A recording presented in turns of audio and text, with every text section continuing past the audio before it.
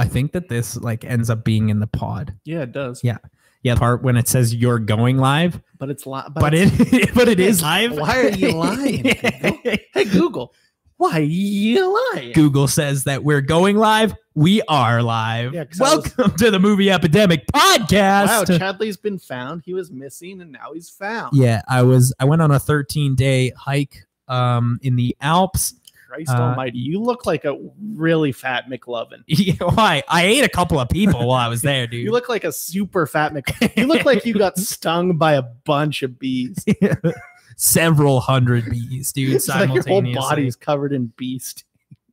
Oh my god. Oh my god. So welcome to the Movie Epidemic podcast. My name is Charles J. Charlie.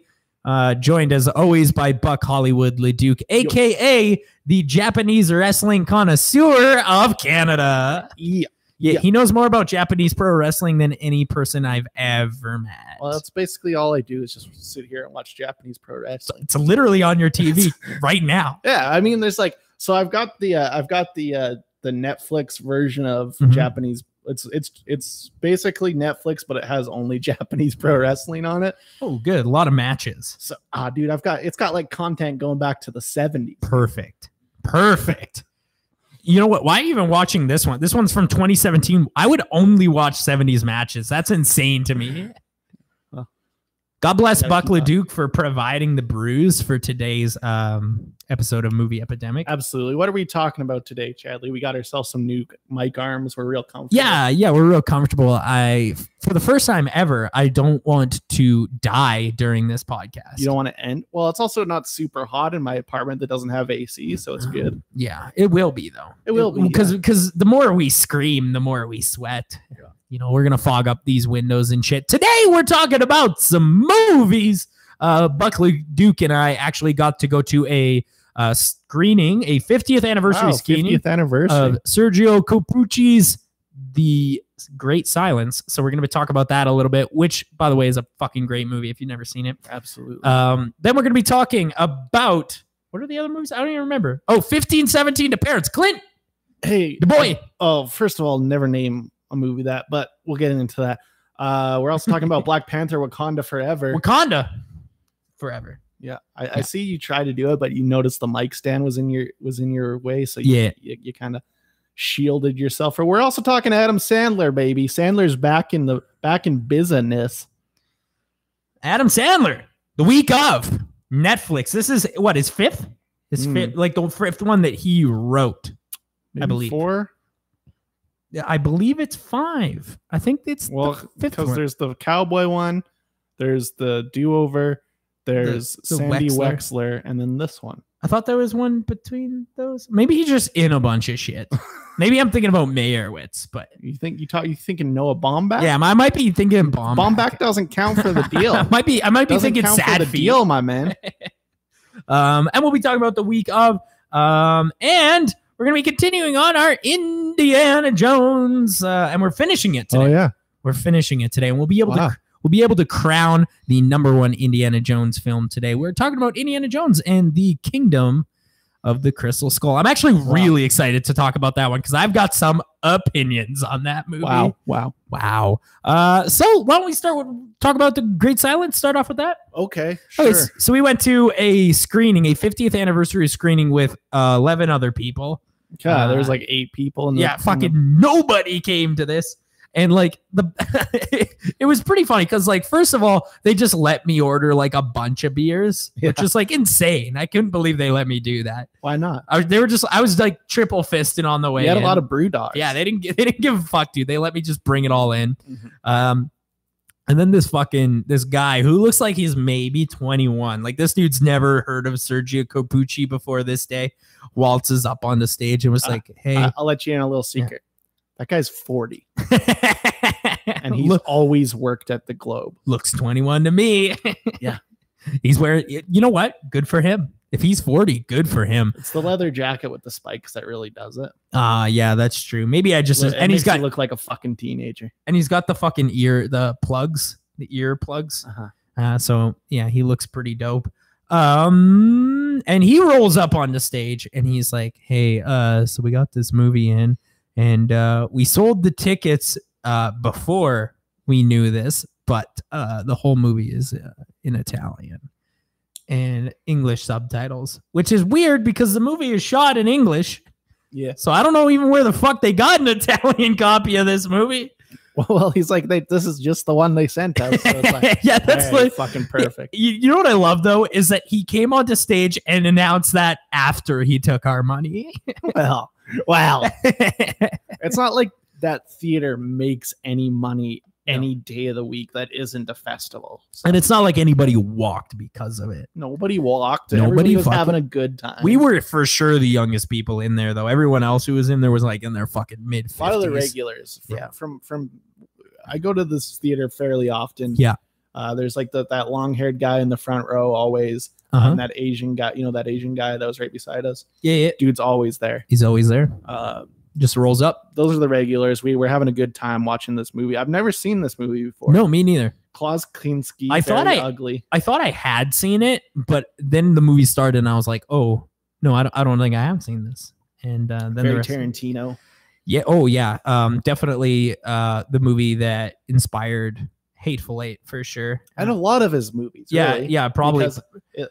This has what I would call a classic Tarantino ending. It has maybe Tarantino would look at this ending and be like, that's a bit much. That's a little much. Too much. A little too much for me. Yeah. So this movie's great. So essentially what it's about is that there's this guy named who goes by the name of Silence, who's a mute bounty hunter. He's not a bounty hunter. He's a bounty hunter. Yeah. Which is wild. It's like he's Dexter. Yeah. Excuse me, sir. You Dexter. Great Silence, aka Dexter. The first Dexter. First season of Dexter is actually a Sergio Corbucci movie. Corbucci. I can't even. He's so Italian. I can't even say the word. It's Italian. Yeah, excuse me. It's Italian, sir. And then Klaus Kinski plays like the Loco. Yeah, Loco. Who's very ugly. Yeah, very ugly. The whole. I think I even turned to you at some point in the movie. I was like, "How do they even let him? How do you let him on screen, dude? He's we were doing hideous. Like quite a bit of commentary for because there's 8 people there. There's 8 people, and they're all sitting far away. Yeah, they're far as shit away. We were doing. Yeah. So then Klaus Kinski's in it, very ugly, and his character is the bounty hunter. God, he's a stinky rapist. You can smell his stinky rape face through the screen. Sir, why's your dick smell like rape? Pretty good print. It wasn't 35 mil though. No, it was not. Which is okay. Like it looked like a DVD. Yeah. Like it looked like a DVD copy, which is fine, I guess. Okay, I paid $10. It's fine. Yeah, I paid for a little money and this tiny screen, so I don't really care. Yeah, screen's about as big as this. Yeah, it's as big as your fucking laptop, dude. No, but we do love the Globe, and we love all the things that they do over there. But then, should we spoil the movie, or should we just like? Sure, it's 50 years old, the 50th anniversary. But I mean, I do. It's one of those. You should watch it. I do think you should watch it regardless. At the end of the movie, fucking Klaus Kinski's character takes a bunch of people hostage. Well, let's go through the movie a little bit before we get there, because it's a very Western, but it's also like it's layered like a drama. It transcends the Western because it's not like a cowboy shoot 'em up movie, although there is those elements. Yes. It's more of like a bounty hunting action movie. It's pretty tight, dude. But it's also got like very weird and rapey senses of romance as well. There's some weird melodrama where like she's known this dude for a day, but she's she's fucking him right after her husband died, which is a baller move. So what year would this have been if that was 50 years ago? It was 1968. Okay. And even then, like, maybe a bit too much rape for the time. It's like they showed her like full black titties and everything. Black girl. Yeah. Very, very progressive. Big fan. Big fan of that. Then the man with the scary no hands. Oh, which by the way, okay, that was good. Holy fuck. Okay, we got to talk about that. Okay, so there's an insane plot element to this movie where like the character of Silence will shoot off the thumbs of anybody he thinks can beat him. Some reason. Yeah, for some reason. And then like later in the movie, there's like a part where a guy takes off his glove and he's like, "This is what you did to me," and he's clearly just holding his thumb behind his fucking hand. That flashback is unbelievable. Yeah, it's fucking wild, dude. It's one of the craziest things I've ever seen. He should be shooting people's dicks off or something. Yeah, who would shoot at him then, dude? Yeah. Who's got the balls to do it? I don't think anybody. I like that, like, it's unpredictable Great Silence, because like the sheriff just like 40 minutes into this thing, dude just dies. Oh, and he's in control of the town, and then you're like, well, what's gonna happen? Well, and he dies in just like spectacular fashion. I love that Klaus Kinski's like, "I ain't gonna kill you, but I ain't gonna save you." He starts shooting the ice. Fucking, and like the way he was able to lure the sheriff was by taking a dump, dude. Yeah, he's like, I gotta take it. He even used that phrase. He's like, "I gotta take a dump," and he's like, "All right." Dude, it's a funny movie. Yeah, there's some real good comedy in here. I like it. Yeah. But then like at the end of the movie, Klaus Kinski takes all these hostages, and he's like, "Great Silence has to come and face me in a face-off." Perfect. So you're like, oh, you're like, I see where this is going, because he's like, Great Silence is shot, and he's like, weak. Yeah, and he's weak, but you're like, he's like, good guys prevail. Yeah, good guys prevail. So then fucking you're like, all right, so I know exactly what's gonna happen here. Great Silence is gonna roll up, and him and Klaus Kinski are gonna have a shootout, and then he's gonna save all the people, and he's gonna win the shootout. No, that's not at all what they do. No. Instead, they take a wild route where Great Silence just rolls up, and immediately Klaus Kinski just fucking blasts him in the head with his pistola. Dude, he just immediately dies. And it's like it's like it's not even an action scene. It's like in Indiana Jones when he's fighting that guy with the sword and just shoots him. Yeah, it's exactly like that. But then if you didn't think that the movie was dope enough, they fucking turn around and waste all of the hostages and right away. Credits. Yeah. Unfucking believable. The bad guys win, dude. Bad guys win, and I love it. All-time classic cinema is what this is. Yeah, dude. I'm so glad we saw this. I'm so fucking glad we went out to see this. Yeah, because you didn't want to go, really, and your buddy super didn't want to go. Yeah. So we almost just didn't, and I was like, we gotta roll up sometimes. Wow, we gotta roll up. Though. Sometimes we gotta go to. You don't want to get a reputation where you're not rolling up. Exactly. I don't want to be that guy. We all know that guy, and I don't want to be the guy that doesn't roll up. Yeah, because you know, then you're the guy. Then I'm the guy, and I don't want to be the fucking guy. You're fucking Ian. So we had so we had to fucking roll up. Then what are we talking about next? Well, let's do Chadley scale on Great Silence. I didn't 5. Yeah, I'd say it's an easy 5. That's an easy 5. It's a classic. It's an absolute classic.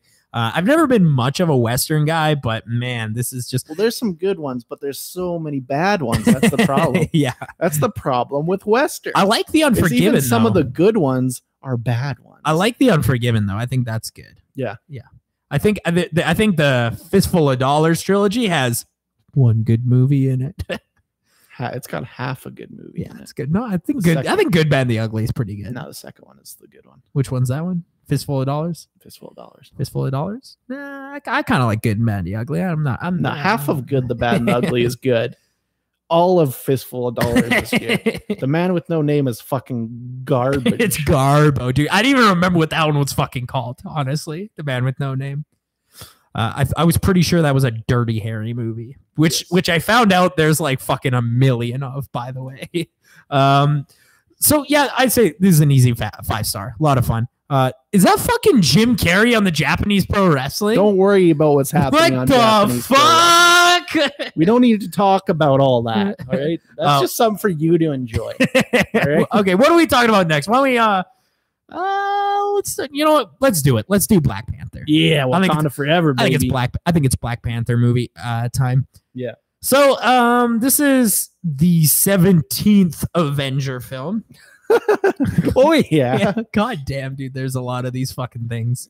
Enough, right? Yeah, it's in such a short period of time. Dude, they've almost caught up to James Bond, which has been going since 62. Jimmy. So Black Panther, we got Chadwick Boseman, Sure. whom, by the way, I love. Good And guy. I think he's really great in this movie. So essentially what this movie is that we got new superhero, and he is trying to protect his homeland of Wakanda. Yes. As it's being taken over by Andy Serkis and Michael B. Jordan. Let's just start this off with Ryan Coogler is fucking real good at making movies. Oh, he's real great at making. This is one of, if you don't count maybe Ragnarok, and while I don't like it, maybe Doctor Strange, this is the best looking MCU it's so movie. Colorful. It's really it's great. So interesting to look at for 2/3. So vibrant. Yeah. Oh yeah, absolutely. This movie, like Ryan, let me get into this a little more. Ryan Coogler is so good at making movies for 2/3 because one third of this movie was clearly just made by the Russos. Yeah, absolutely. Which we will get into that a little bit later. But here's the thing is that Ryan Coogler is not only so good at making movies looking interesting, but he's so good at pulling such great performances out of people. Absolutely. Obviously he's got repertoire with Michael B. Jordan because he directed Creed. Michael B. Jordan's fucking unreal. Yeah, Michael B. Jordan is amazing in this movie. Yeah. Really, really good. Andy Serkis. Andy Serkis is my favorite character. He's not even in a monkey costume. I didn't know he could act outside of a monkey costume. This movie's fucking awesome. This movie's so crazy because it goes from like a very like cultural, like unique piece of art. Yeah, when they're like fighting in that waterfall. Oh, it's so fucking good. And then it immediately goes to them chasing after Andy Serkis, and it's like a James Bond movie. That section feels like a James Bond movie. Yeah, dude, there's some wild shit in this movie. I think this is a really positive entry to the MCU. Yeah. Until the Disney executives clearly stepped in and were like, okay, well, fucking Coogler was making a different movie. Yeah. For 2/3 of this fucking thing. This might be like a Cloverfield thing where he was just already making a movie and then Disney stepped in and was like, this is ours now. See, like even the side characters I really like Shuri. Oh, so good. What a great fucking character. Really good character. I mean, I like Martin Freeman. He's unnecessary. I don't think he needed to be in this movie, but you know what? Like, you just need like that white guy in there. I do like that he's in it, and here's why.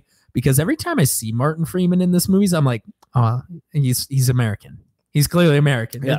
You can't even fucking detect a hint of a British accent in there, dude. He's perfect he's at it. He's a very good actor. Really good, dude. And I really love it. I do agree. I think his character is just kind of in there to tie it to Civil War. And this movie does feel like it's attempting to be stapled to Civil War. Well, I mean, like Disney wants it to be. And Ryan Coogler was like, please. I do not want these. Please. I don't want any of this. And they're like, let me staple on my Johnny generic action film. And then Disney was like, no, we're interested in making $1.4 billion on this. So got to staple it to Civil War, which is fair enough because they made. It did make $1.4 billion. Made $1.4 billion. It's, I think that now the 11th highest grossing film of all time. It was 10th before Avengers Infinity War happened. But man, people, I've never seen such an outcry of positivity as when this movie came out. Like so many people were like, yes, this is finally the superhero movie that we've been waiting for. It's so good. And every second of it is amazing. And I don't know if I agree with it. I think it's fine. But ultimately, this is yet another Marvel origin story that, while it's a unique origin story that I was interested in, ends with the Black Panther fighting another guy in the fucking Black Panther suit. See, and I hate it. And don't get me wrong, I hate it, but I think it works better in this one than say an Ant-Man. Man, I think it worked. I think this is the worst version of this. I absolutely disagree 100% because that is how the Black Panther thing works is you eat the fucking plant, then you go under the dirt. Yeah, okay. And then you turn into Black Panther. Which, by the way, that's the best shit in the movie. Fucking incredible. That's the best shit in the movie. I think it would have been better if Michael B. Jordan was like, I don't need this suit shit. Yeah. Just give me a big ass gun. Yeah. So that they didn't look exactly the fucking same, because but he had gold. the fight is fucking preposterous, dude. I don't need that. It's some of the worst, like, because it makes no sense. Well, it makes more sense than why is the bad guy of Ant-Man or Iron Man just the same suit but bigger? Yeah. Whereas this, it makes sense because he's actually also the king. Yeah, it's the fucking this movie is the Lion King, honestly. Yeah. This movie is like strangely similar to the Lion King. Yeah, and I do really like Michael B. Jordan's motivations compared to you like Michael B. Jordan as Scar. Like compared to a lot of Marvel villains, like his father was murdered by Wakanda Father. Yeah, which is they start off the movie like that, and I'm like, I'm in. And also, like he wants the technology to. Well, that's what he says. He ends up just wanting power, but I think it's a very good dynamic for that character, even if it just ends with a fucking gold panther fighting a black panther. Yeah. And then like honestly, like this movie, it is unfortunate because like Wakanda is so interesting and it's unique, and I love the visual style and I love the journey they're going on, and then they're like, we're gonna do a Russo brothers style fucking war scene where it's rhinoceroses jumping around. You know what's wild about this? What's that? Same fight scene from Infinity War. Yeah. Oh, like almost exactly, dude.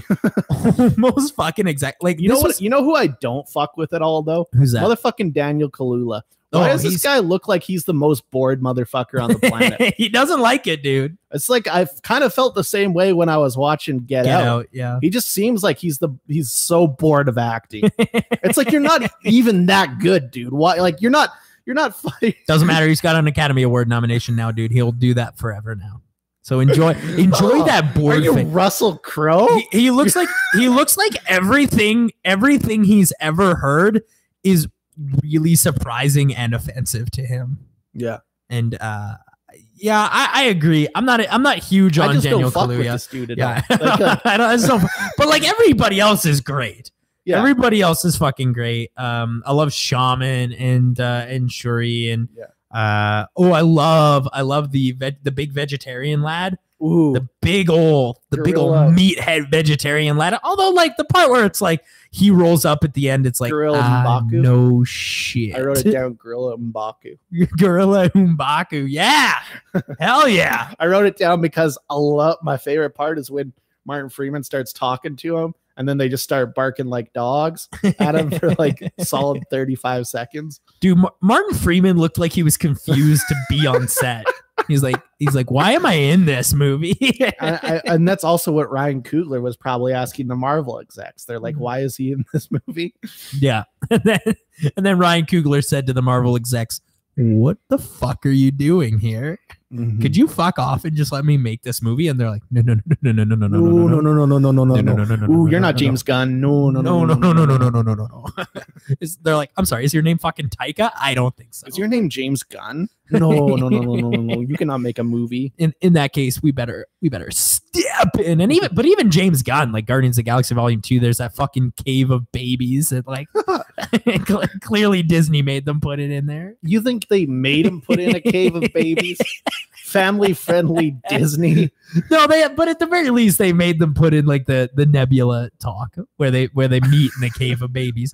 They were like, we got to have this talk in here in this movie where Nebula and fucking Gamora like bond as sisters and talk about Thanos, and he's like, okay, but I'll put that scene in there, but it's got to be in a cave of babies. That's like James Gunn knows he's got some bargaining chips, so he can put a fucking cave of babies in a movie into a fucking Disney movie, dude. Whereas like Coogler has some great ideas, but clearly he wasn't as comfortable with saying no to some shit.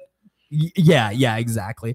I think Taika might have asked them to leave day one, and definitely told him to fuck off. And they're like, "Hey, Taika, we wouldn't do it that way." And he's like, "Well, you can't really have Thor lose his eye." And he's like, "Fuck you, fuck you." And then the Disney execs were like, "All right, fine." They went over the fucking Russo brothers, and they're like, "Hey, we want you to retcon everything Taika does." One of the things that like seems clear to me that Taika just told them to fuck off was Infinity War starts off with them just murdering all of that ship. It's like, I bet you the Marvel execs fucking hate that movie and hate that it exists. They don't fuck with Taika, but Taika's like, he's making good shit. So that's the problem. They're like, oh god damn it, it's the highest rated work with them again. Avengers movie. But how are they going to work with them again?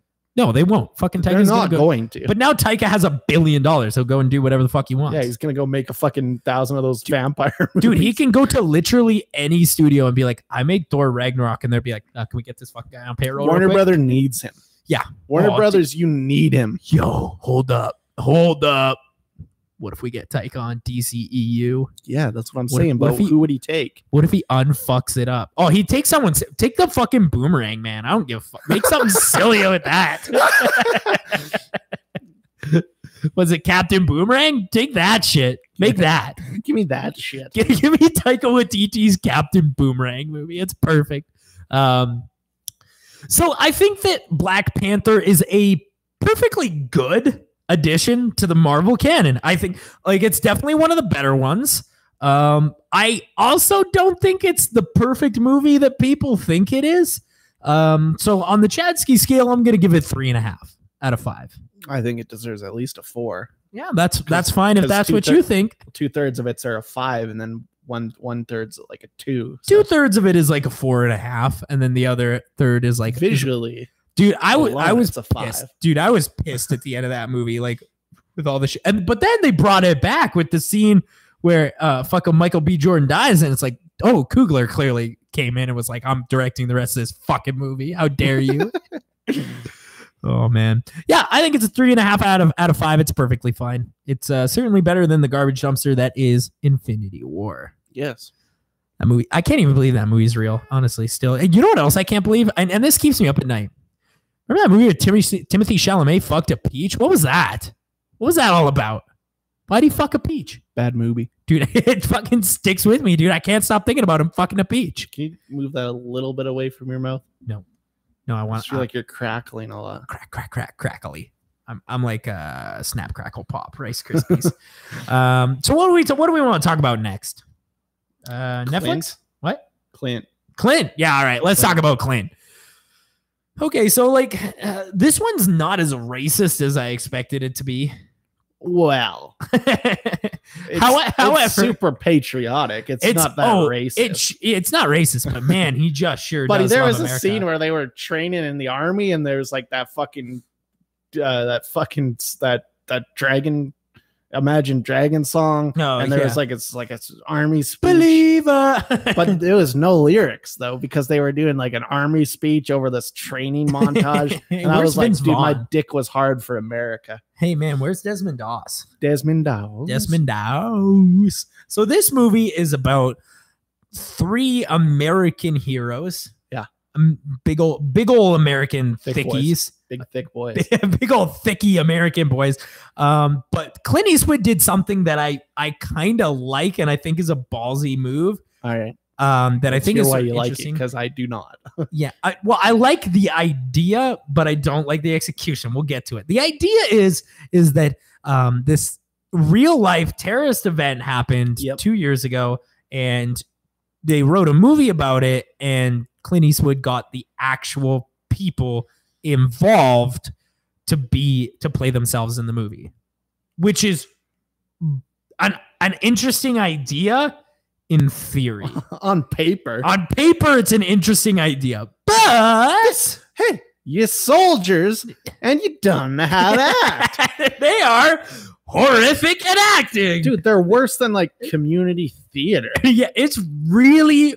I think the main guy is like. I think it would be tough for Francis Ford Coppola to get a fucking good performance out of these people, and for Clint, that's nearly impossible. And look, we don't like Clint, right? Like but he's like still a good director. He's still a good director. Clint the actor. Yeah, I like Clint the actor, and for the most part, I like Clint the director. Did he make Space Cowboys? Yeah, no, I did not like The Changeling, but I do like Million Dollar Baby, and I feel like he did Space Cowboys, but maybe I'm remembering that incorrectly. Yeah, he probably did Space Cowboys. Yeah, I feel like he did Space Cowboys, but I do really like Million Dollar Baby. I really like Gran Torino. What about Unforgiven? You know what? I love Unforgiven. There I adore that film. You fucks with that one? No, I fuck with Did he direct that movie? Fuck yeah, dude. God bless. I know he's obviously Flags of Our Fathers. You know what? I like Flags of Letters Our Fathers. to Iwo Jima. Letters of Iwo Jima is better than Flags of Our Fathers. Better. It's the better half. Underrated Better half. Flags of Our Fathers ain't bad either though. But clearly like this guy is pretty good at yanking performances out of people. Nah, I don't know about that. Hilary Swank and Million Dollar Baby. But she was already good. Good though. Yeah, she was already good. She was in that movie where she fucking played the lesbian, and she was good in that movie. But he pulls good performances out of Ken Watanabe, but he was also still good. He was already good. You're right. All right, maybe he's not so good at pulling performances out of people. Maybe you got me there. But these poor performances, boy, they're bad. Holy shit, they're bad, dude. It doesn't help that like this is 15 minutes worth of content. Yeah, I completely agree. And that is the movie's biggest problem. It's like, hey, you want to see American heroes doing American hero stuff? You know what they did?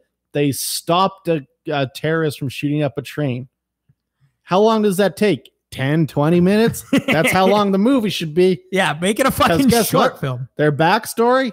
Not interesting at all. It's an hour, like over an hour of them just visiting tourist attractions. It's over an hour. You forgot about the half hour where they're kids for some reason. Oh yeah, the half hour where they're kids. And guess what? That doesn't matter. That has absolutely nothing to do. Guess what? That doesn't matter. You get to see Judy Greer, but doesn't matter. Yeah, you do get to see Judy Greer, and Jenna Fisher rolls up, and man, Jenna Fisher is fucking bad at acting. Oh, she's not good. She is professional. She is fucking bad. As a TV actor. Yeah, absolutely. This looks like a made-for-TV movie too. Yes, it looks real bad. It does.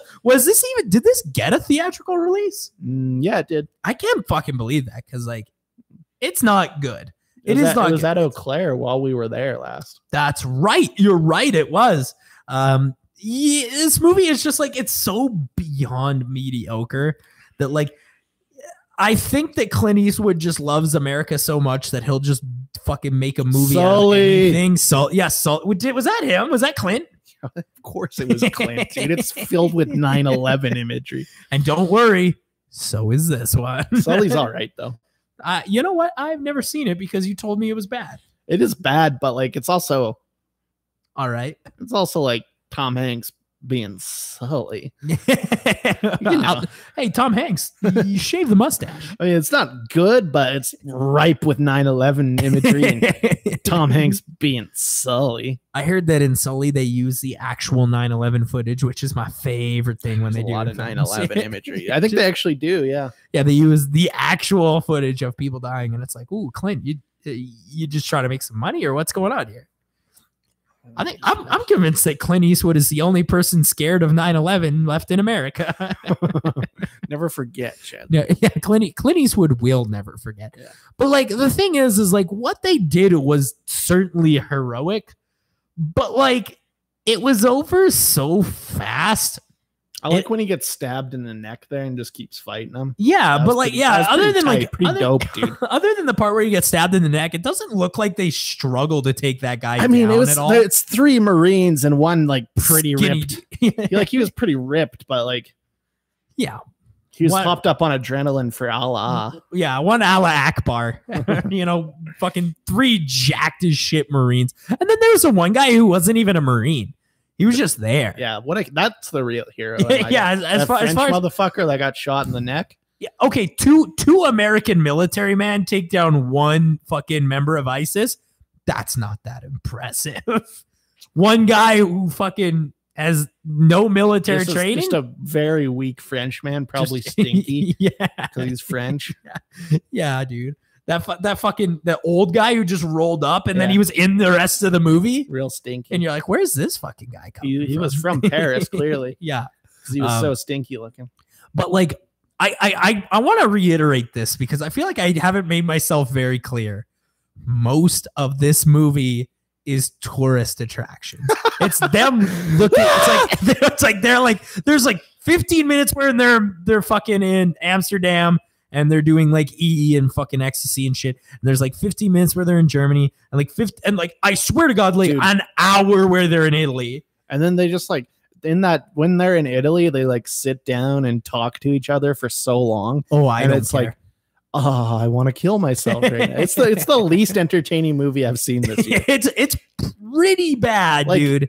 We've seen a lot of, well, actually there was one movie I've seen that's worse than this year, but I'm not allowed to talk about it. Okay. But legally, yeah, from Fest, and I'm not allowed to talk about it. But like even 50 Shades of Grey like had some entertaining parts. This is just nothing to me. This is a nothing movie. See, like I think this movie is better made than that though, but it is just about nothing. It's really unfortunate that this movie, dude, it sucks the entertainment out of the room. Like, look at this. This is Japanese pro wrestling on mute, and it's more entertaining than that fucking movie. Yeah, 5 seconds of this is better than 1517 to Paris. I mean, 1517 to Paris is bad, but like, it's one of the worst movies I've ever seen. Man, you really hated this one, hey? It's fucking horrific. You really hated You can't have soldiers acting what they did in real life because they're not actors. They're gonna fuck it up. They're fucking heroes, man. Dude, the kid actors in this movie were better than the soldiers. Way better. Yeah. I know these two Vietnamese guys downtown. You can pay them $50 and they'll beat the shit out of you. More entertaining than this movie. You might want to go. You might want to go see those guys. I think you deserve a beating after this. Yeah, this movie is very bad. Two dirty Viets. This movie is very bad, but I mean, I do think that there's like glimmers of decency in the movie. Like the last 15 minutes at the very least is somewhat entertaining. Couldn't take my eyes off it. Yeah, exactly. You couldn't take your eyes off it. You loved it. Shitty. No, it's fucking horrible. It's Who gives a shit? Yep, there it goes. It doesn't even look good. I think we've seen way worse this year. I think it's crazy you think this is the worst movie we've seen all year. I think it's bad. I think it's the worst by a landslide. Like, you think this is worse than like Cloverfield Paradox? I'd rather watch that arm running around than fucking see this movie. Are we doing this? Yeah. Oh man, name some more. I'll tell you why they're more entertaining. What about The Outsider? The Outsider. No, you can't do it. You cannot do it. That guy's neck open for some reason. Yeah, but why? Why? More entertaining than this movie. I can't fuck it. That's an insane opinion. I'm gonna give this 1.5 out of 5. Want to do Mute? You want to learn about Mute? No, Mute. You want to hear? Mute is way better than 15 to 17. How many more you want to hear about? All right. Fucking what's that other shitty one that we saw? Fucking could be anything. Another Netflix. We saw a lot of shitty movies. I feel like we watched like, oh no, I'm thinking The Outsider. Hold on, where's my phone? Because I got my fucking list going. Well, fucking 50 Shades. How is this better than 50 Shades Darker? You don't have an answer for that because it is not. It is not worse than 50 Shades Darker. What do you mean? There's good music in that, at least. Hey, this movie had a score, I think. No, it doesn't, because you don't remember it. I do remember the songs of 50 Shades, and I remember jamming to them. So even though nothing happens in that movie, nothing happens in this Clint fucking movie. Hold on. There's one. There has to be one. Let me pop it open here real quick. There's one that's worse, and I've got it. There it is. Insidious, the last key. Keys for fingers are entertaining. No, they're not. No, they're not. Yeah, keys are funny. Oh my god. No, what are you giving this a half star? It's the worst movie I've ever seen. That's the worst movie you've ever seen. Yeah, it's the worst movie I've ever seen. That's insane. That is actually an insane thing that an insane person has said to my face just now. How do you like this movie? This isn't even the worst Clint movie, dude. This is way better than American Sniper. Oh, I agree with that.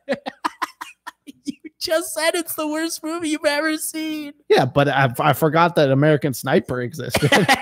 Yeah, prosthetic baby. Ooh, that's a doll in Bradley Cooper's hands. It's a prosthetic baby. No, it's a fucking 1 star. It's horrible, dude. It's certainly on the lower end of Clint's filmography, but It's on the lower end of anybody's filmography. If this was in, what's a bad director? Fucking Gareth Edwards. Dude, if this was in Gareth Edwards' collection, it'd still be on the lower end. Colin Trevorrow. Ooh, Trevorrow, you're a big fan of, though. Oh, I like Jurassic World. Yeah, you're a huge fan of Jurassic World. Which is 5-star film, according to Chadley. Which I understand is an insane opinion, but also, like, it's just so much fun. Nah. That new one's going to be terrible. I can't wait to see the Babadook like their dogs. Yeah. And it looks like a Babadook for some reason. Fucking Babadook raptor. I can't fucking wait to see it. I watched the Babadook the other day. Great movie. Dude, that actually is pretty good up until like the last 10 minutes. I'll watch it any day. I like it. When they trap it downstairs, that's great. I'll put it on. It's one of those movies. It's like Black Panther. I feel like Black Panther is a movie you can just throw on. Come be a pet. You know what I saw today? I saw a guy at the train station, fucking like a cop, giving out a ticket in a fucking cheeky British accent, which I was loving. It's a ticket for you. He's like, "Here's a ticket for you, Missy." It's a lot of fun, dude. That's a lot of fun. Let's talk about Netflix. Okay. No, let's not. Let's talk about Indiana Jones. Oh, we're saving Sandler? Okay. Yeah, let's let Sandler's the feature presentation. It's what they all came here for. Fair enough. Let's try and grab them by the ankles a little bit longer and talk about Indiana Jones and the Kingdom of the Crystal Skull. Get ready, because we're going to have some crazy... Remember our Spider-Man 3 opinions? It's not going to be that crazy, but like pretty close. You think? So Indiana Jones and the Kingdom of the Crystal Skull. But Spider-Man 3 is good. Spider-Man 3 is actually good. Indiana Jones and the Kingdom of the Crystal Skull is actually bad. Yeah, it's a bad movie. It's for sure. It's really bad. But okay, here we go. But okay, let me explain my history with this movie, because I do have a history with this movie. Yeah. When it first came out, I loathed it so much that I liked it all right. I created a fan club for people who hate Indiana Jones and the Kingdom of the Crystal Skull. I did that mostly to piss off Buddy Lauxey, because Buddy Lauxey was convinced it was the best film of all time. But I really hated this movie, and I was very vocal about it, and really just did not like this movie. I mean, it makes sense if you've seen 8 movies. Yeah. Which you had. Which at the time, maybe I had. Now, this is a bad movie. Very bad, in fact. A lot of fun, though. But there is some fun in here. And there's a few points that I really would love to make about this movie. Okay. Number 1, this movie did something that fucking list. Yeah. This movie did something that I super duper love. And that is they took the character of Indiana Jones and made him a fucking bumbling buffoon, which is like such a weird direction to take this franchise, especially in the era that this movie was made. Yeah, like you think, a weird year, 2008. Yeah, you think that they would take it like way too seriously and make it some like Jack Ryan ass out of the shadows shit, but they didn't do that. They made him a silly, wacky weirdo who's like tripping over his own feet and shit. Dude, and they gave him a greaser sidekick, son. That was my next point. Number 2, they gave him a really wicked greaser sidekick. What? Named Mutt Williams. His name's Mutt Williams. Mutt Williams. How is he not memed to death on the internet? Played by Shia LaBeouf. Yeah. There's like a great part where like these people are holding them at gunfire, or like holding guns to Shia LaBeouf. Yeah. And he goes to go into her pocket, and then they like load the guns. He's like, "Whoa!" Pulls out a fucking comb and starts combing his hair. And it's like, what? He's greasy. What is this fucking movie, dude? I also, and like, I can't, like, especially given my history with this movie, I cannot believe I'm coming to this movie's defense on this particular plot point. The idea of an Indiana Jones movie based around the theory that Mayan aliens came down to create civilization on Earth. Dope.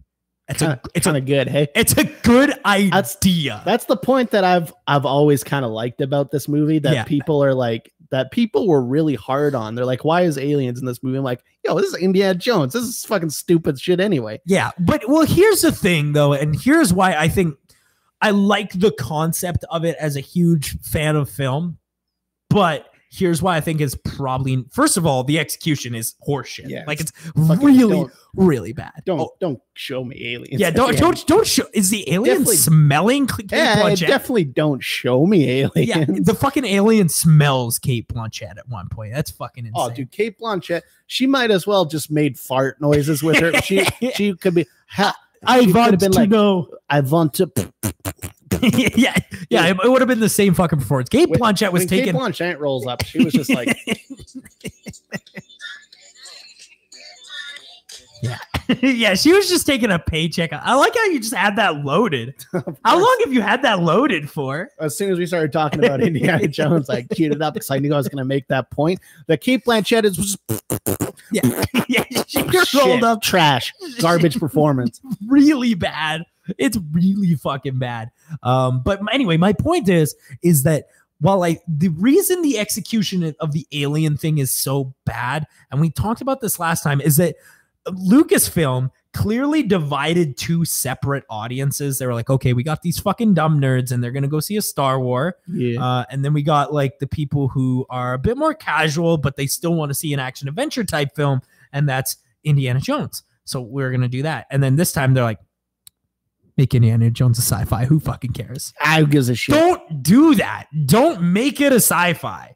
Make it a fucking action adventure movie where they're looking for weird, silly clues. Hey, put the alien shit in there. That's fine. I don't care if the alien just get the skull for sure. That's get fine. the skull. The skull. It's neat. You bring it back at the fucking Mayan thing, and then something cool happens. But don't make it the alien comes alive, brain fucks Kate Blanchett, smells her corpse, and then flies away in a fucking spaceship. Yeah, it's not too good. Don't do that. I have a more important question though. Why are there actual Mayans in this movie? Yeah, that's really weird. Hey, where are they from? Can you do that? Are you allowed to? Apparently, it's in what is it? Fucking Brazil or Peru or wherever. Whatever. There's no Mayans in the 50s. Yeah, don't worry about it. They're in there. Hey, where does the skeleton man come from?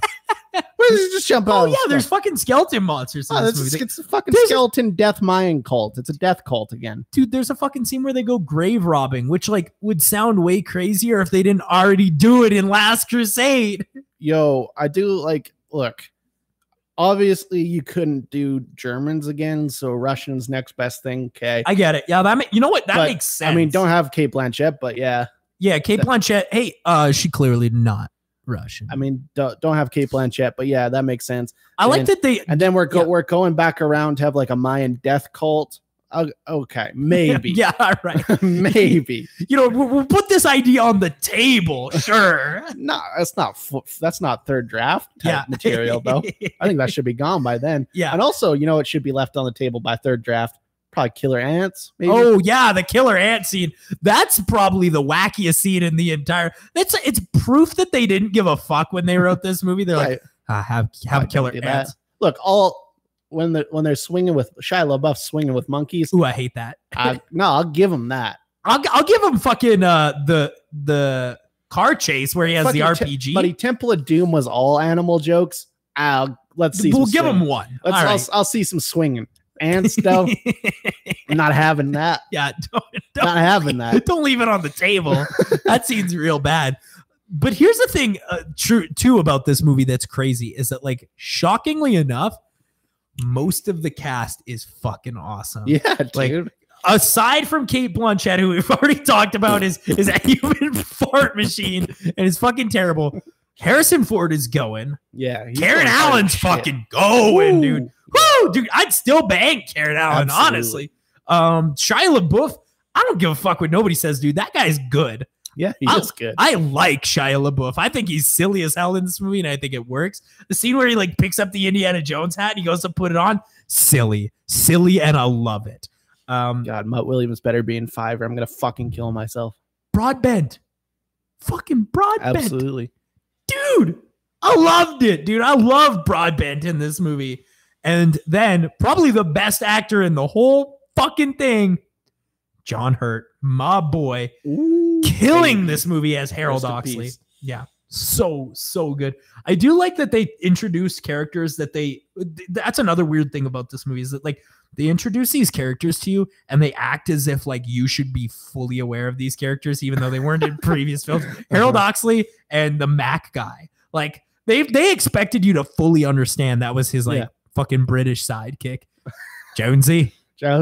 I lied about being a double agent, Jonesy. But I do like that character. I do think that character is silly enough to exist in this universe. Well, that's just kind of like what, like the good Indiana Jones, like they would just insert characters, like Short Round, or like, but we don't consider that the good one. No, but like it happened in the other ones too. Like what's that? The fat guy Zuba or whatever. Oh yeah, the John Rhys Davies character. Yeah, he is inserted in those movies. Yeah, that's true, and he's just in the first one. Somebody that Indiana Jones knows. Yeah, which also that's another thing too is that Indiana Jones was a teacher / archaeologist. Just knows dudes. Yeah, and like he just knows dudes, but in this one they're like, oh yeah, he spent 10 years in the war, and it's like, what? Yeah. I don't care about that. I don't. Why are you doing this? Well, why? I do like the dynamic between Shia LaBeouf, where he's always like, "You a teacher? You're not cool then." Yeah, and then he'll do something cool, and he'll be like, "Whoa, that's one cool teacher. Wow, you one cool guy." I like that, out for summer. I like that he calls him Teach. That's a lot of fun. Mutt Williams, dude. That's a good character, and honestly, like, because after this movie, people were there was a hypothesis that Shia LaBeouf was going to be taking over the franchise and playing Indiana Jones moving forward. Perfect. Yeah. Do that. We can still do it. Perfect. Fucking do that. Shia LaBeouf doesn't really age. No shit, dude. Can't grow beard, so dude, he's still on Even Stevens. He's always gonna look pretty similar. Like he's done a lot more drugs now, but like look at him, still looks young as shit. Yeah. So this movie, it's like it's clearly bad. Yeah, like it's clearly bad. The CG is fucking inexcusable. When Steven Spielberg made this movie, he was mostly just like. That's very true. And like I feel like that's been Steven Spielberg the past like decade. Yeah, where he's like pretty much. He's like, I'm gonna roll up and I'm gonna make a fucking. I'm 65. I'm a 65-year-old white guy, and I'm gonna make a movie with a bunch of anime references. Yeah, I'm mad 65. Yeah, I'm mad 65. Hey, I get fucking Overwatch references. No, you don't. Hey, you play as Tracer, bro? Yeah, you main Tracer? Are you fucking main Final Destination, you bitch? I think that might be a different thing, but I don't know. I actually don't know anything about Overwatch. I've just seen hashtag Bry streams play. Hashtag Bry streams. Yeah, check it out on Twitch, twitch.tv/Bry streams. Yeah, hit up our boy. So I give this a 2. It's like I expected to give it a half star. No, 2's fair. I give it a 2 out of 5 on the Chadley scale. There's still something about it. Yeah. It's bad. Like it's super bad. And super like bad movie. Really bad. But there's still something kind of charming about it. And like clearly this movie is jerking off its own franchise where they're like running through the fucking warehouse and then you see the Ark of the Covenant. It's clearly Steven Spielberg's just jerking off so hard right now. Yeah. But I don't know if I can like mention this enough. It's super bad, but also there's something about it. But also I will watch it if it's on. Yeah, of course. If it's on if it rolls up on TBS, I'll you on cable? Yeah, I'll watch you. Take a couple hours. I'll watch you. So let's talk about cooking dinner. I'll watch you. Yeah, I'll watch it. I just go it's on. If it's on and I'm baking fucking mushroom soup, I don't give a shit. Let's talk about the last movie of the day, Netflix's own The Week of. And man, I'm also going to have some wild opinions about this movie. Yeah, you liked it, hey? No, it's bad. But that's my word of the day today. Uh-huh. But I have to, I've been really struggling with Adam Sandler lately. Yeah. Because, he's a bad writer. Yeah. And he produces all these really shitty movies. He gets Robert Smigel who directed this? Fucking I don't know. Writer of You Don't Mess with the Zohan. Oh, I like that one. Yeah. No, you don't. No, I don't. No, you don't. So he got Robert Smigel to direct it. It looks bland. It looks terrible. Dude, it looks like like, is Sandler just like pocketing half the money now? He has to be. But like, the thing is that Adam Sandler is genuinely passionate about these movies. And like, so, I think they're getting better. But I mean, I like Sandy Wexler more. No, they're not getting better. They might be getting, it will never be as bad as Ridiculous 6. But like, this one is earnest. You know what I mean? Like, this one's earnest. Dude, it feels like he was like, it's almost like he was making it, like he's a classic filmmaker almost. Yeah. He was like, I want to make a weird Woody Allen movie, but with Sandler comedy in it.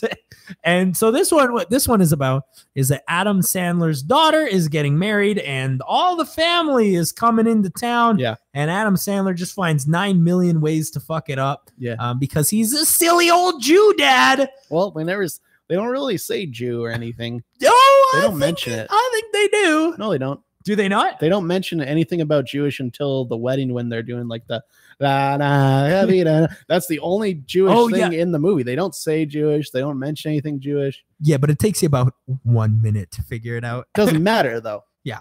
I think it's important that they don't mention it. I think it's in poor taste if they mention it. But I'll agree with that. But they are, a big old Jew family. So it's a big old Jew family, and his daughter is marrying a black man. So it's like big old Jew family. They also don't mention that really. Hanging out. Yeah, you know what? You're right. They actually kind of don't. It just sort of is part of the culture, and it is part of society, which I do like. Wildly progressive for a Sandler movie. Yeah, shockingly so, especially after Ridiculous 6, which might be the most racist film of all time. When you look at the poster, it's got Adam Sandler and Chris Rock, and you're like, oh, is there going to be like a buddy movie? No, Chris Rock barely in this. Yeah, Chris Rock has maybe 10 minutes of screen time, and it's 2 hours. Yeah. It's too long, by the way. Oh, it's way too long. And I think its main problem is that the movie barrages you with all these characters who don't do anything. Yeah, there's so many wacky characters, like the kid on meth. The meth kid? What was that about? I don't get it. Doesn't need to be in there. I feel like if you want to watch a Sandler with like a bunch of wacky characters, Sandy Wexler is more up your alley. Yeah, and you know that one is like, it's not good. No, but if you want like a new Sandler, has a bunch of wacky characters, because these are very similar in my opinion. Yeah, I agree. Sandy Wexler is much funnier. There's like, I didn't laugh that much in this one. There's a couple funny, but like one part that I laughed really hard at was when he was driving Chris Rock and he like kept turning down the heat and shit. And it went on for way too long. He's like, and like Chris Rock keeps falling asleep because it's too hot. He's like, man, it's really hot in here. He's like, yeah, you just let me know when you want that AC on. It's really hot, man. It's pretty funny. Yeah, there is some good stuff. But it also looks like it was just filmed by whoever films Getting Coffee with Comedians with Jerry Seinfeld. Like, it looks like it was filmed by the same person. Yeah. And I think another one of the bigger problems is that the movie, like, it almost feels like it's supposed to be a buddy film with Chris Rock and Adam Sandler. And they just forgot to write parts to, like, bring the two together. So at the end of the movie, Chris Rock and him are just, like, friends. And you're like, why? Okay. Can we go through this movie a little bit? Because it is a standard kind of movie, but it's also insane. Yeah, by the way, it's crazy. It works on like this weird like Groundhog Day like cycle where it's just Adam Sandler going to the fucking hotel. Yeah, and like the hotel, it gets fucked up because he's trying to make the room nicer for him or something. Yeah, and then I do love the hotel manager guy who just like smiles at everything, and Adam Sandler's like, oh, you're smiling. You think this is funny, huh? I do think that's pretty funny. I also really like Sandler as the nice guy. Yeah. And it's not very common that he plays like the nice guy. But I do really think it's not as grating. Yeah. As like the Click character. Or like the Billy Madison shit. And like Happy Gilmore, where he's just like very grating. Even like Big Daddy, which I love. Yeah. You know, it is grating. He's not a very likable character. In this movie, I fucking love this dude, man. Yeah. And like, oh man, at the end when they started playing fucking Billy Joel, I was like, this song is my shit. Yeah, dude, I love Billy Joel. Yo, this song is my shit. Fucking there's like they get the old guy, you know, the old guy. Yeah. The fucking old Vietnam man. Yeah, and then like he dies like blue, like at a strip club or whatever. But there is that one funny bit when the music just stops in the strip club or whatever. Yeah. They just continue to dance. Yeah, that's a pretty funny bit. It's all right. Like I think it's a lot funnier on paper than it is like actually seeing it. But I also like that they brought the fucking kids to the strippers. Yeah. That's a lot of fun also. There's a lot of stuff in this movie that is like the start of a good joke. Yeah. And like he started writing a good joke and he's like, that's it. That's all I need. Oh, and then there's that part where he like sees those black kids on the street and he's like, come on in. Come on in. Yeah. Like that's the start of a good joke. And then he lets them stay for breakfast anyways. Yeah. I want to see this man succeed. Like that's a point I'm at now, right? Yeah. Like I'm not even entertained by his continuous failures anymore. Like it's really starting to like. It's been 20 years. Yeah, it's starting to hurt me. It's like when you're a fan of the Edmonton Oilers and they just keep getting last place every year. It's like brutal. Can we just like have a little bit of success here? Can we get one movie that's a Adam Sandler writes? Yeah, directs because he's good in that Baumbach movie. Yeah, he's good in that movie. Yeah, which doesn't really count as a Sandler film, but he's in it. Yeah, I want to like this person because he seems so genuine and he seems passionate. Yeah, I think he really does like movies. He genuinely wants to entertain. Yeah. And like in a fucking universe where all these producers are tossing out these fucking Avengers movies one after another and grabbing at money, somebody who genuinely wants to entertain is really rare. And he's past the point too now where he's not making movies for his kids anymore because his kids are teenagers now. Yeah. Well, and he's not even making it for money anymore. He's got enough. Yeah. He's just like kind of making movies that he wants to make, which I appreciate. I just wish they were good. I just wish they were better. And like, I know this bitch has a 5-star in him, dude. Yeah. I know it's in there. He's got a couple, probably. I know it's fucking in there, man. And someday we're gonna see it, but unfortunately, the week of is just too weak of a film. Yeah. Should be called The Week of with an A. Yeah, tight burn. That's a grand slam, dude. You should be working at Denny's. Yeah, it's just like. It does feel like he started a bunch of jokes and finished them. It's like Netflix looked at his first draft and was like, "We're going with this," and he's like, "No, no, please, I'm not done." And they're like, "Here's the money. You're done. you are done. Here is $8 million. Go make this film." And he's like, "Guess I'm gonna make the film, man." Yeah, I don't know. It's unfortunate. I think this is a 1.5. Oh no. I think this is a 1.5 out of 5. Yeah, it's like a 1. It's not very good. I don't really remember what I rated it, but I might not have even rated it. Yeah, it's not very good. Unfortunately, it's not very good. And I want it to be like that's why like watching these movies like it's degrading on my body now. Like these Sandler films, it's starting to hurt me. God damn, I want one to be good. And sadly, Sandy Wexler was closer. I think. Yeah. I at least laughed a lot during that movie. Yeah, I think there's some good stuff. It's ruined by Swardston. Thank Christ he didn't bring in Swardston this time around. Yeah, you're not a Swardston. Yeah, I don't fuck with Swardston. I gave it a 1. You gave it a 1. That's fair. Given the content, it's fair. There's some good stuff in here. I just wish. I do like this line that I wrote in my review here. I didn't expect Sandler to win a cinematography Oscar, but this thing looks like it was shot on a fucking iPhone 6. And I still stand. I like that you say 6 when there's like 2 newer ones. Because it's not the one that shoots it's definitely not the one that shoots in 4K. No, absolutely not. And I didn't know which one that was, so I went with 6 because I knew that one definitely doesn't shoot in 4K. So I want to do some trailer trash here real quick. Okay. First trailer for The Predator. Who cares? The Predator. I don't give a shit. Who's that? Shane Black? It's Shane Black.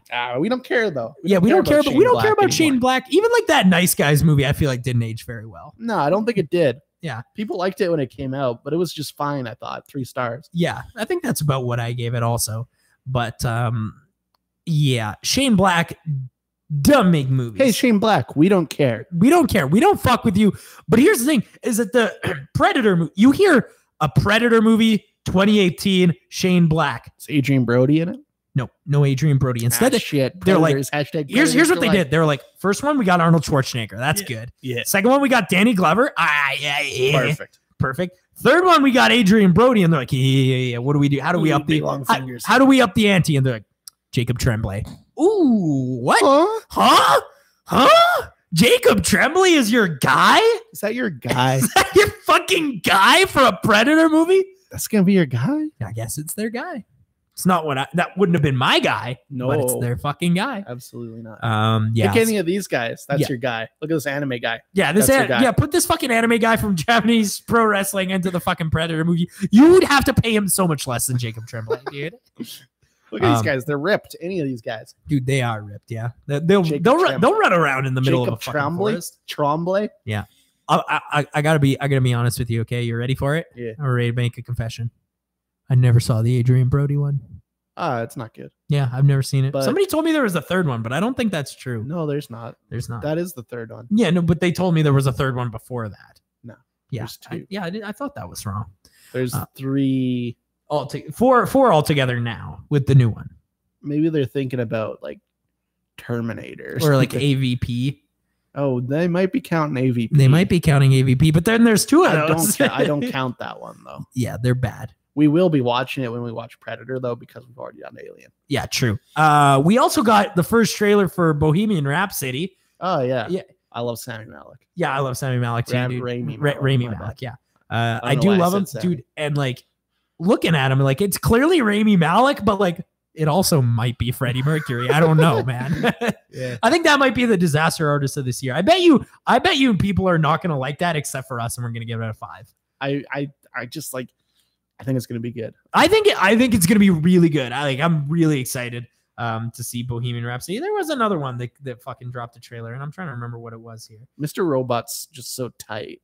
I'm excited to see that guy work more. Oh, that's what it is. Did you see the fucking Mission Impossible trailer? No, I didn't see that. Well, guess what it is? It's Mission Impossible. It's Mission Impossible. Oh, perfect. You know Tom Cruise? Yeah. He's running in the movie. Perfect. Yeah. It's gonna be fucking awesome. It's Mission Impossible. I'm in. Yeah, no matter what. Don't even have to show me trailer. I haven't watched any. I know I'm in. I know I'm going. I've only seen the one in front of whatever we saw the other day. Because where he had the mustache. Oh yeah, because we laughed at the mustache. That's all I know about. And we were laughing at the mustache. Yeah, we were. You know that Henry Cavill is like pissed about the whole mustache. Is he pissed? He is pissed about the mustache, but he's not pissed at fucking. He's pissed that they just didn't give Superman a mustache. Yeah, I am also pissed. That's what I'm pissed about, dude. I say you don't get it out. You digitally put it on the scenes that doesn't happen. Yeah, perfect. That's what I say. I say you don't take it out. I say you digitally put that boy on there. And it would cost you $9 million less to do that. Hell yeah. So next week is gonna be a fun one, dude. Ooh, we're talking some comedy. We're talking some action. We're talking some. What else are we even talking? I don't even remember. Man, we're talking. We're certainly gonna be talking. We're talking some action. We're talking some fucking Netflix. Yeah. And we're talking some comedy. We're gonna be watching Game Night. Yes. Who is in that? Jason Bateman? It's probably Bateman. I think he's in most comedies now. So I assume he's the comedy guy. Yeah, he's the comedy guy. dad. Oh, dude, fucking Arrested Development season 5, dude. We're not gonna be able to pod. I'm over it. Yeah. What? I'm over that show. That's insane. Season 4 was so bad. I'm just over it. That's an insane opinion. Then we're talking about Anon. Who is it that's in this again? It's someone. Clive Owen. Clive Owen, dude. I'm pretty sure it's like a VR movie. Hey, Clive Owen. It's a VR movie. You still alive? Dude, I might watch this in VR then. Yeah. I bet you I'll watch it in fucking VR. I bet you that's gonna be dope. Number 3 film. My boy Liam Neeson. Maybe my dad, Liam Neeson. Yeah, I'm not sure. We haven't done Neeson in a while, so yeah, I'm excited to talk about him. Yeah, exactly. And this is supposed to be his last Action Dad movie, but then I don't believe he backpedaled though. He said this was his last Action Dad movie, and then he's like, this is my last Action Dad movie of 2018, and you're like, okay. But here's the thing, I don't even believe that. Don't believe you. Yeah, so we're gonna be watching The Commuter. I feel like someone else wild is in that, but we'll have to wait and see. I don't remember. And Buck LeDuc said, because we finished our Indiana Jones franchise, Buck LeDuc said he's going to announce what the next franchise is live on pod. I don't know what it is, and this is going to be live reaction. What are we watching, Buck? Well, you know what's happening tomorrow, right, Chadley? I don't. Tomorrow night. No. What's happening? I don't know. Deadpool's coming out. We're seeing The Exorcist. We're seeing The Exorcist. That's right. Oh, no. Yes, we're watching The Exorcist, baby. Oh, Jesus Christ, dude. All of them? Yeah, all 5. How many? There's 5 of them? Yeah. I've only ever seen the first one. To be fair, there's a couple Paul Schrader ones. To be fair, The Exorcist is one of my favorite movies of all time. Yeah. But wait, did you say Paul Schrader? Oh, Jesus. Yeah, he made a couple at the end there. God damn it, motherfucker. I feel like there's another one too. Isn't there like Exorcist at the beginning or something? Yeah, that's one of them. That's part of it? I think that's part of it. Dude, I can't believe you're making me watch the fucking Exorcist, dude. That's unbelievably shitty. Yeah. That's an unbelievably shitty thing to do. Yeah, now it's a tight move, though. It's a tight, we'll be honest, that's a tight move. It's a tight move. It is a tight move. You're also like fucking forcing my hand and making me go to that screening tomorrow. Absolutely. Which is a smart move also. Yeah. Super tight hand. Super tight. See, you got lucky there because I almost made you watch The Matrix. Oh, that would have been way worse. The early 2000 classics. See, I thought it was my turn and I was going to pick Lord of the Rings, which would also have been worse than seeing all the Exorcist movies. Although I've heard the second Exorcist movie is the third one's good, apparently. But I've heard the second one is the worst film of all time. Ooh, nice. Okay. Yeah, I've heard it's really fucking bad. So I'm excited. I'm excited to watch The Exorcist. So next week we are talking about Game Night, Anon, The Commuter, and The Exorcist, the original. One of my fucking. Are we gonna watch all that Exorcist TV show? No. It got fucking canceled. No. So I guess there's no point.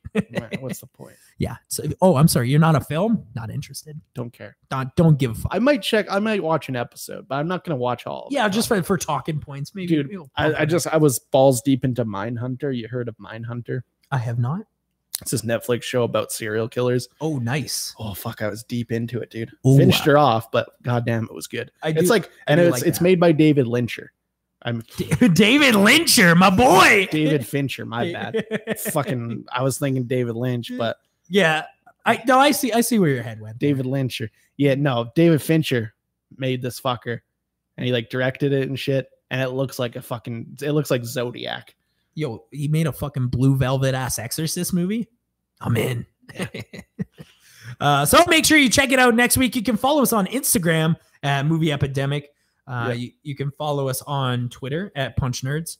You can follow us individually on Twitter at Last Cool Dude for Buck and Chadley the Movie. Absolutely. Subscribe to us on iTunes or whatever, Android. And go to Bry Streams on Twitch. Yeah, go to our boy Bry Streams on Twitch. He's trying to make it. He won't, but he's trying. He's at least he's out there trying. He gets like 10 viewers. Ooh, he's going. That's pretty good. It's not bad. You know those memes where it's like the butterfly and then it's the anime character asking if this is butterfly or whatever. There's one that I saw and it was like a Twitch meme. It was like 3 coherent viewers, Twitch affiliate. Is this a stable career? Fucking funny. Fuck. Yeah, that's good stuff. Thanks for watching the pod. If you're watching on YouTube, rate us on iTunes. Subscribe on your friend's phone. We're gonna get a Patreon, so give us money. No, that's not true. We're not getting a fucking Patreon. Maybe.